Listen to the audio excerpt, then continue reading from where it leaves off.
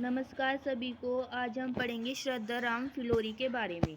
इनकी जीवनी आज तक काफ़ी बार पेपर में आ चुकी है और आगे भी आ सकती है। इनकी जीवनी बहुत ही महत्वपूर्ण है, इसलिए आज हम इनकी जीवनी के बारे में पढ़ेंगे। पहले 5 नंबर की इनकी जीवनी आती है श्रद्धा राम फिलोरी की।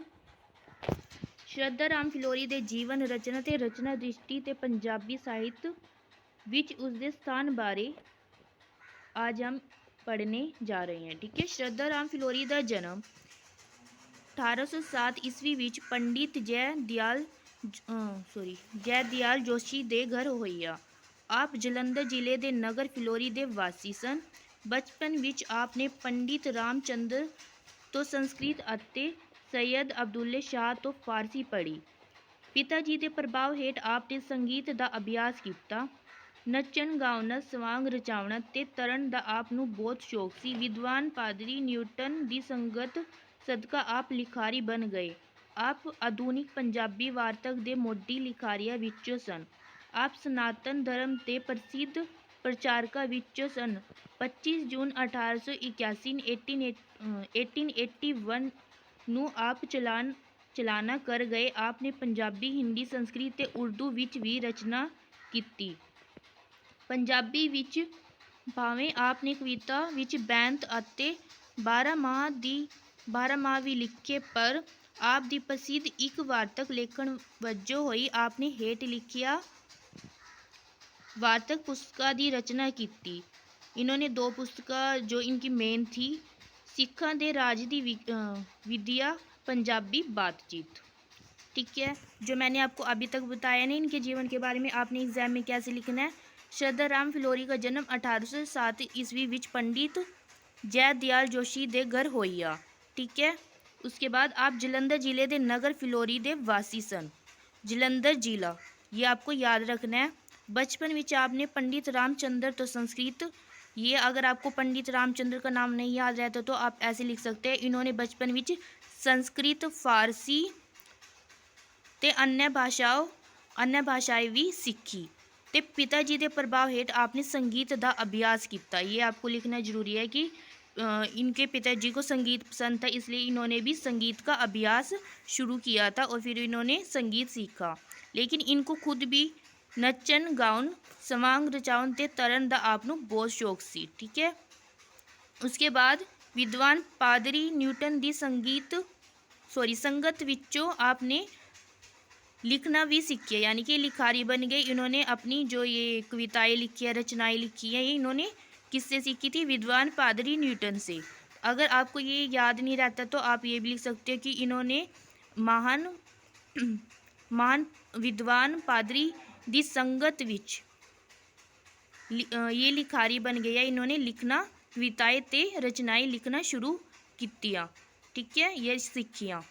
आप आधुनिक पंजाबी वार्तक दे मोढी लिखारियों विचों सन। ये आपको लिखने की जरूरत नहीं, आप ऐसे लिख सकते हो, ये आधुनिक पंजाबी वार्तक विच महान लेखक सन। आप सनातन धर्म दे प्रमुख प्रचारक विचों सन। ये लिखने की जरूरत नहीं है लाइन। उसके बाद सीधा आपको 25 जून 1881 नूं आप चलाना कर गए। आपने पंजाबी, हिंदी, संस्कृत ते उर्दू विच भी रचना की थी। ये मैंने आपको ऊपर भी लाइन बता दी थी, तो आपको यहाँ लिखने की जरूरत नहीं है। मैंने आपको ऊपर संस्कृत और फारसी बताई थी और उसके साथ ये बोला था कि इन्होंने अन्य भाषाएं भी सीखी।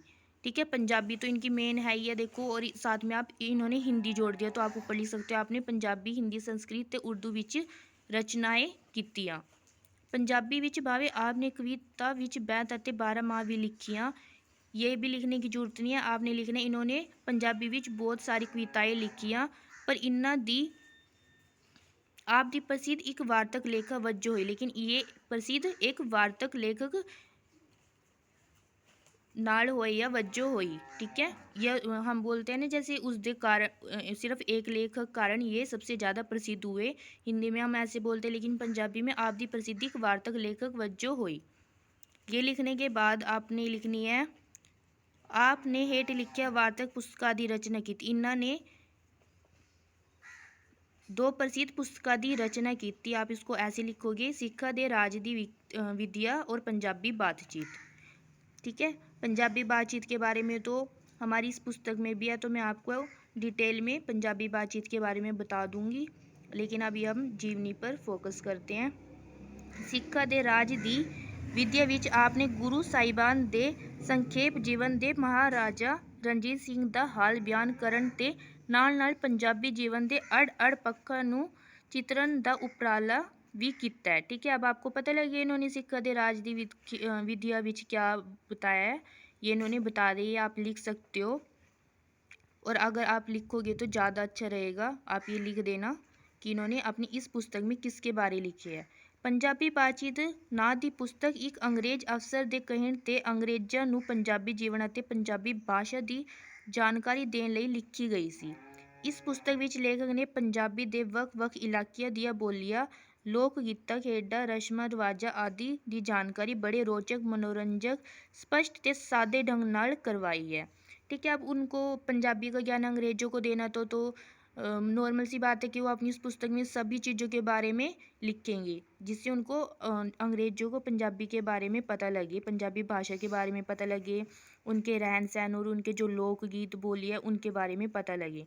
अंग्रेज़ों तक यही ज्ञान पहुँचाने ਲਈ आपने एक ਲੜੀਵਾਰ ਕਹਾਣੀ ਚਲਾਉਣ ਦਾ ਯਤਨ ਕੀਤਾ ਹੈ। ਕੋਈ ਖਾਸ ਦ੍ਰਿਸ਼ ਚੁਣ ਕੇ ਅਤੇ ਕੁਝ ਪਾਤਰ ਉਸਾਰ ਕਿ ਉਹਨਾਂ ਦੀ ਸੁਭਾਵਿਕ ਬਾਤ ਰਾਹੀਂ ਆਪ ਸਥਾਨਿਕ ਰੰਗ ਉਗਾੜਨ ਵਿੱਚ ਬਹੁਤ ਸਫਲ ਹੋਏ ਹਨ। इस पुस्तक ਨੂੰ पंजाबी जीवन कोश ਦਾ ਨਾਂ ਦਿੱਤਾ ਜਾ सकता है। आपको यहाँ से ये लिखने की ज़रूरत नहीं है, आप यहाँ से लिखिए सिर्फ ये लाइन कि अंग्रेज़ों तक ही ज्ञान पहुँचाने ਲਈ आपने एक लड़ीवार कहानी चलावन का यतन किया है। उसके बाद आप ये 2 लाइनें छोड़ के लास्ट लाइन पे आ जाओ। इस पुस्तक ਨੂੰ पंजाबी जीवन कोश ਦਾ ਨਾਂ ਦਿੱਤਾ ਜਾ ਸਕਦਾ है।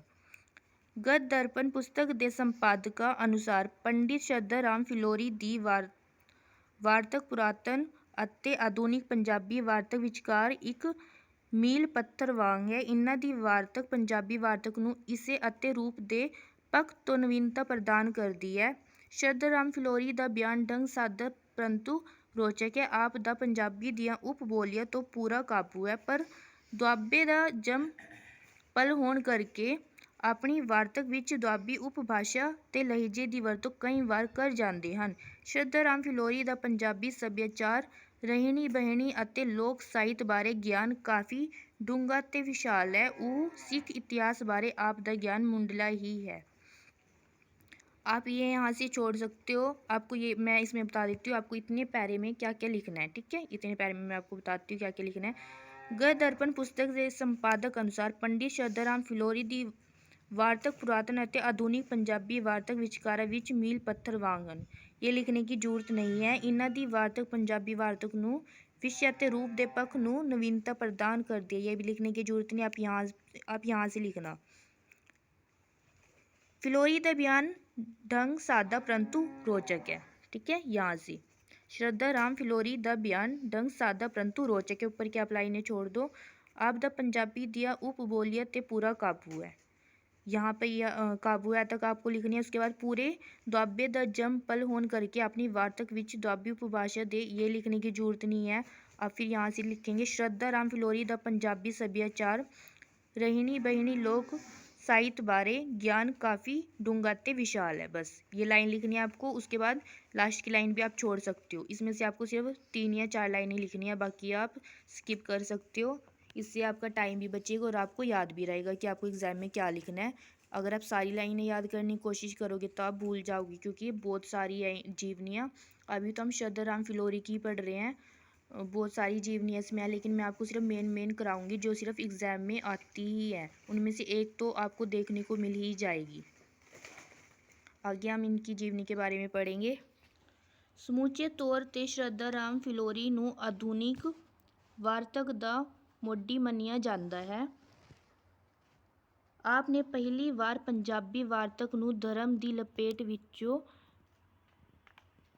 ਵਿੱਚੋਂ ਕੱਢਿਆ ਅਤੇ सरल सादी रचना करके पंजाबी वार्तक ਨੂੰ ਸ਼ਿੰਗਾਰਿਆ। पंजाबी वार्तक के क्षेत्र विच आप दा विशेष स्थान है। आपको ये लिखने की जरूरत नहीं है, थोड़ा सा टफ लग रहा है, आप ऐसे लिख सकते हो कि समूचे तौर पर श्रद्धा राम फिलौरी ने आधुनिक वार्तक दा मोढी ਮੰਨਿਆ ਜਾਂਦਾ है। यानी कि ये आधुनिक वार्तक दे महालेखक मन्ने जाते हैं। तो इन्होंने अनेक प्रसिद्ध रचनाएं दित्तियां ਹਨ। तो उसके बाद आप लिख सकते हो तो आपने पहली बार पंजाबी वार्तक ਨੂੰ धर्म ਦੀ लपेट ਵਿੱਚ कड़ी, यानी कि इन्होंने ये अकेले ऐसे इंसान थे जिन्होंने पहली बार पंजाबी वार्तक ਨੂੰ धर्म ਦੀ लपेट ਵਿੱਚੋਂ निकाल के सरल सादी रचना करके पंजाबी वार्तक ਨੂੰ श्रृंगारिया, यानी कि उसको अच्छा बनाया इन्होंने पंजाबी वार्तक को, ठीक है, श्रृंगारिया। सिर्फ जो पहले पंजाबी वार्तक लिखे जाते थे वो सिर्फ धर्म तक ही सीमित थे, वो धर्म के बारे में ही लिखते थे सिर्फ, लेकिन उन्होंने थोड़ा सा अलग उसको लिखने की कोशिश की, इसलिए बोला गया है कि इन्होंने धर्म दी लपेट विच निकाल के उन्होंने श्रृंगारिया है। मैं उम्मीद करती हूँ आपको मेरी ये वीडियो अच्छी लगी होगी। अगर आपको मेरी वीडियो अच्छी लगी है तो प्लीज़ सब्सक्राइब और लाइक ज़रूर करना। Thank you.